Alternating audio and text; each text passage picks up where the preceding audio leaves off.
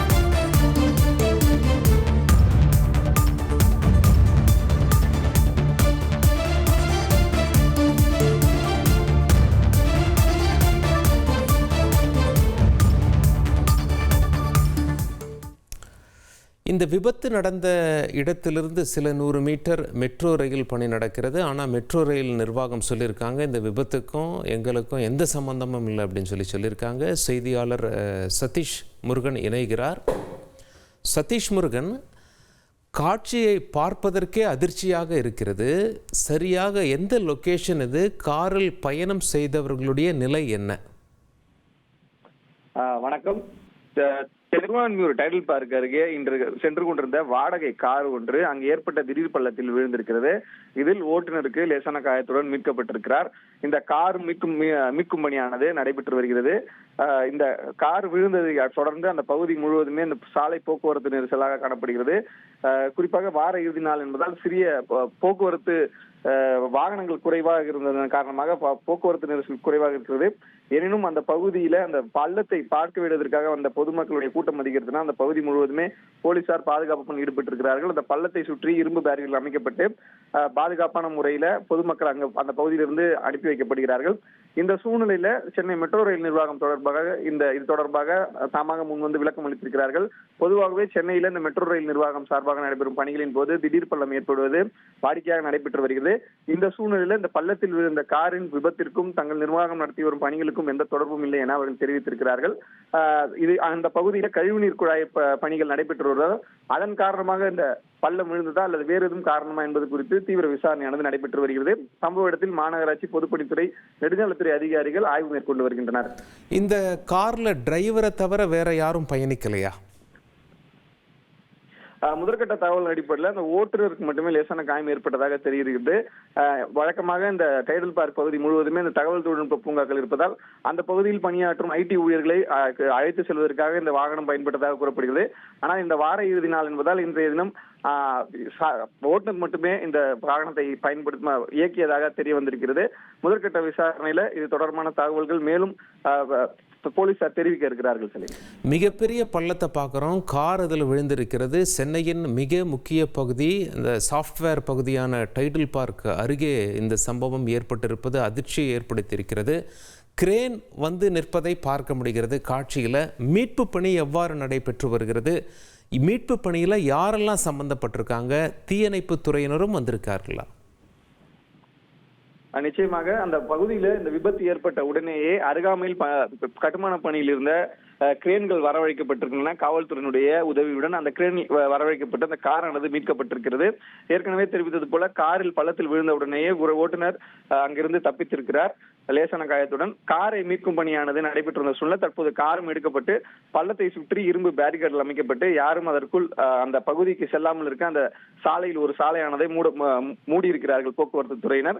Car பத்திரமாக மீட்கப்பட்ட நிலையில இது தொடர்பான கூடுதல் விசாரணையானது தற்போது நடைபெற்று வருகிறது. முதற்கட்ட தகவல்கள் தற்பொழுது வந்து கொண்டிருக்கிறது. மேற்கொண்டு தகவல்கள் வந்தால் நமக்கு முழு விவரம் தெரிய வரும். இந்த சம்பவம் சரியாக எத்தனை மணிக்கு நடைபெற்றது? போலீசார் தரப்பிலிருந்து தெரிவிக்கும் தகவல்கள் என்னென்ன? சரியாக ஒரு 6 மணி அளவுல இந்த விபத்து நடைபெற்றதாக தகவல் வெளியாகிருக்கிறது. அதாவது நாம் ஏற்கனவே தெரிவித்தது போல வார இறுதி நாள் என்பதால் எப்போதுமே பரபரப்பாக காணப்படும் இந்த சாலையில வாகனங்களுடைய எண்ணிக்கை குறைவாக இருந்திருக்கிறது. எனவே இந்த வாகனமும் மெதுவாக சென்று கொண்டிருந்த பொழுது திடீரென ஏற்பட்ட பள்ளத்தின் காரணமாக நிலை தடுமாறி அந்த வாகனம் உள்ளே விழுந்திருக்கிறது. இதற்கு இந்த விபத்து ஏற்பட்ட உடனேயே போக்குவரத்து காவல்துறையினர் அங்க பணியில் இருந்தவர்கள் உடனடியாக அந்த காரில் இருந்த நபரை மீட்டிருக்கிறார்கள் அந்த பொதுமக்கள் உதவியுடன். இதனை அடுத்து அருகாமையிலேயே பல்வேறு கட்டுமான பணிகள், அரசு கட்டுமான பணிகள் நடைபெற்று வருகிறது. குறிப்பாக மெட்ரோ ரயில் உள்ளிட்ட கட்டுமான பணிகள் நடைபெற்று வருகிறது. அங்க இருக்கக்கூடிய பணியில் ஈடுபட்டிருந்த கிரேன் வாகனத்தை உடனடியாக வரவழைத்து அந்த காரை மீட்டிருக்கிறார்கள் காவல்துறையினர்.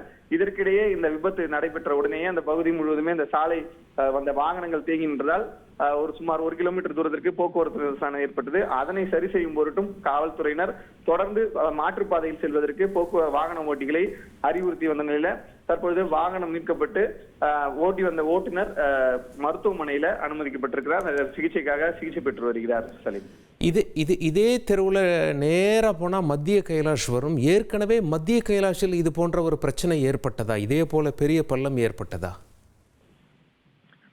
ஏற்கனவே நாம் தெரிவித்தது போல சென்னை மெட்ரோ ரயில் நிர்வாகம் சார்பில் அவ்வப்போது நடைபெற்று வரும் பணிகளின் போது சாலைகளில் திடீர் பள்ளம் ஏற்படுவது வாடிக்கையாக இருந்து வருகிறது. மத்திய கைலாஷ் பகுதியிலும் இது போன்ற ஒரு பள்ளம் ஏற்பட்டது குறிப்பிடத்தக்கது. அதனால் மெட்ரோ ரயில் பணிகளின் காரணமாக நடைபெற்றதாக கூறப்படுகிறது. இதன் காரணமாக தான் இன்றைய தினம் இந்த பள்ளம் குறித்து பள்ள விபத்து ஏற்பட்ட உடனேயே சென்னை மெட்ரோ ரயில் நிர்வாகம் தரப்புல தங்கள் பணிக்கும் அந்த பள்ளத்திற்கும் காரணம் இல்லை என்கிற அடிப்படையில் அவர்கள் விளக்கம் அளித்திருக்கிறார்கள். தொடர்ந்து அந்த பகுதி முழுவதுமே பல்வேறு பக்கத்தில் இருக்கக்கூடிய அந்த பக்கிங்ஹாம் கால்வாய் அதில் தூர்வாரும் பணிகள் பொதுப்பணித்துறை சார்பிலும் நெடுஞ்சாலைத்துறை சார்பிலும் பல்வேறு பணிகள் நடைபெற்று வந்தன. அண்மையில் கூட அந்த பகுதியில ஒரு மேம்பாலமானது அமைக்கப்பட்டிருந்தது. எனவே இந்த தெருவை இந்த சாலையை பொறுத்தவரையில தொடர்ந்து பல்வேறு துறையினுடைய கட்டுமான பணிகள் நடைபெற்று கொண்டே இருக்கின்றன. அதன் அடிப்படையில தான் இந்த சாலையினுடைய அந்த ஸ்திரத்தன்மை குறைந்திருக்கலாம் என்கிற அடிப்படையில இந்த விபத்து ஏற்பட்டுக்கலாம் என தெரிய வந்திருக்கிறது. சலீம், தொடர்ந்து இது குறித்து பொதுப்பணித்துறை நெடுஞ்சாலைத்துறை அதிகாரிகள் ஆய்வு மேற்கொண்டு வருகின்றனர். சம்பவ இடத்துல காவல்துறை உயர் அதிகாரிகளும் நேரில் சென்று ஆய்வு மேற்கொண்டு வருகின்றனர். உங்களுடைய விரிவான தகவல்களுக்கு நன்றி சதீஷ் முருகன்.